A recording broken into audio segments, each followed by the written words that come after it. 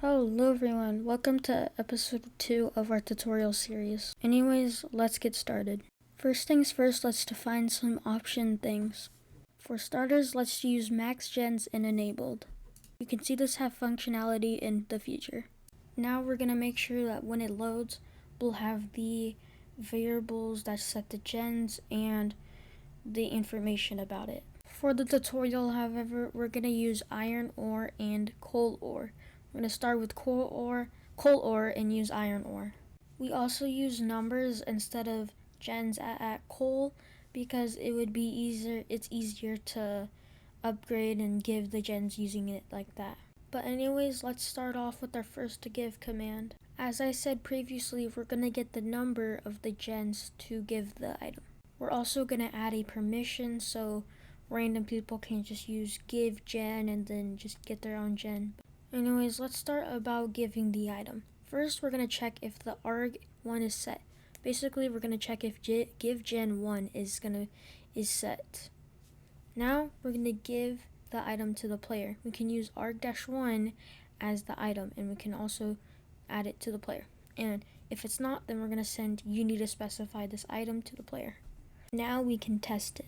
Using the /give1 gives us the coal gen. When we place it, there's no functionality because we haven't actually gave it anything to do. But let's do that right now. So I created a function, placeGen, which finds the player and the location if you define it on the onPlace event. Now we're going to set a local variable _items to the amount of the player's tool. Basically, if we have 2 coal gens, it will say hey, and instead of it saying you cannot place this item because you have 2, it will detect if there's more than 1 item from the player's inventory. Now that we got that explained on here, we now loop the gens. Basically, it gets the gen 1 and gen 2 and checks if the item name has anything to do with the player's held item, and then it adds the _items, which is the local variable, to check that. But now we gotta check if the player has the max gens by saying if it is equal to the current gens. So if it's 20 and then the other one equals 20, it will say you cannot place this gen and we'll send it to the player. Now, since the player cannot place the block, we'll now set the block to air, meaning that the block isn't placed. But we haven't actually given the player the item, but we'll get into that later. Now, in most tutorials, they don't check if the block is air when it's placed, but in some scripts, like mine, have a check if it's actually air, which says like, yo, basically if you place it in a different area. Some scripts will say like, you placed it so you lose a gen, but we're not gonna spawn any items. This will actually prevent that from happening. But if those checks aren't met, we're gonna add one to the current gens, and we're also gonna add the location to a gens location variable. I also added a colon and then an asterisk. What this basically is it basically adds it to the variable, and the asterisk is like all the variables into one. I think that's what I think it is. I'm not actually sure. But now we're gonna send to the chat, you've placed a gen, current gens, and then it gets the player's UUID out of, and then max gens. Now we define the variable on the onPlace event. We also fill in the blanks, which is the player, and then the location of event-block.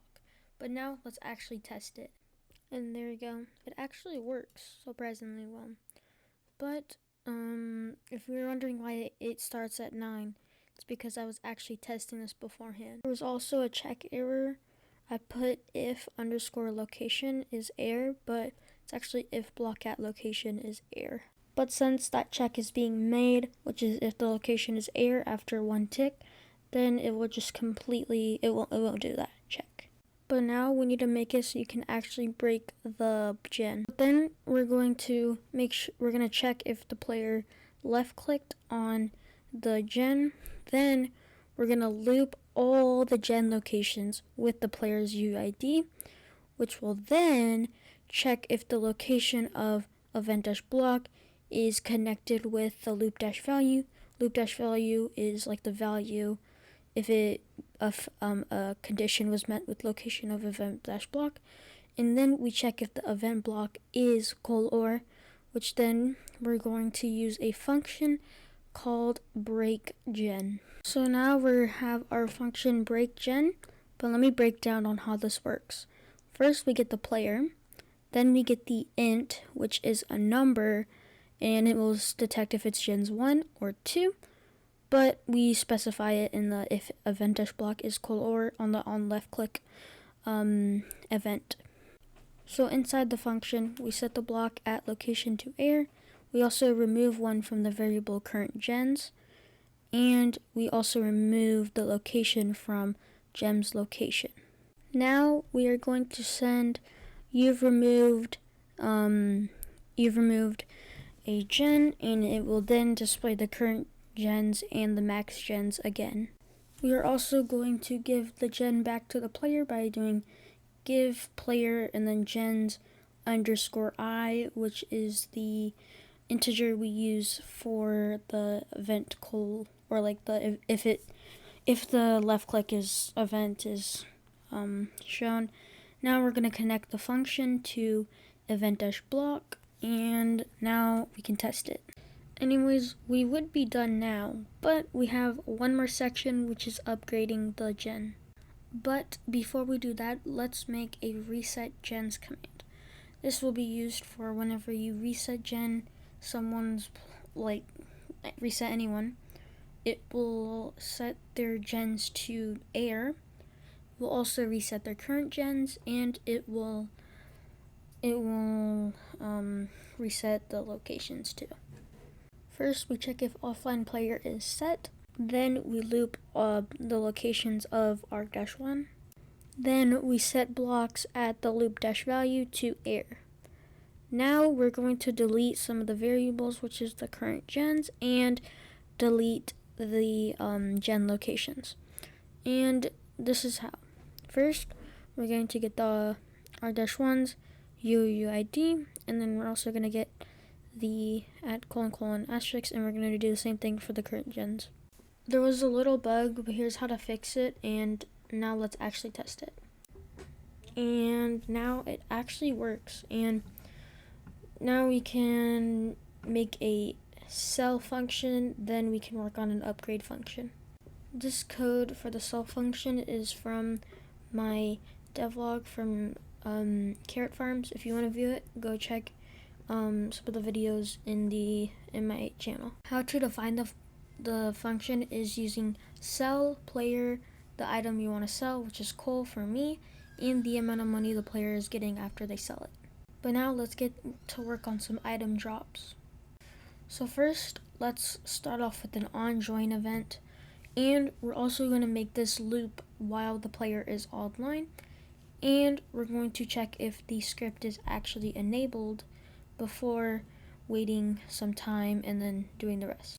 Now we're going to loop all of the locations, which is just gen's location, the player's UUID, and @ asterisk, which now we can find the location, which is the block above loop-value, which is where it finds the location for the gens. Now we're gonna find the gen by looking for the block at, instead of above, we're looking at it. Then we're gonna see if the gen is col_or, and we're gonna drop one of col_or named col 1 meters above, and then like the location. And we're also gonna add this thing which says without velocity. This is so it doesn't go crazy and just yeet itself. But yeah, that's how you do it. But now, the moment you've been waiting for, how to upgrade the gens. This part, you need Vault, and I think you need Essentials. I'm not 100% sure.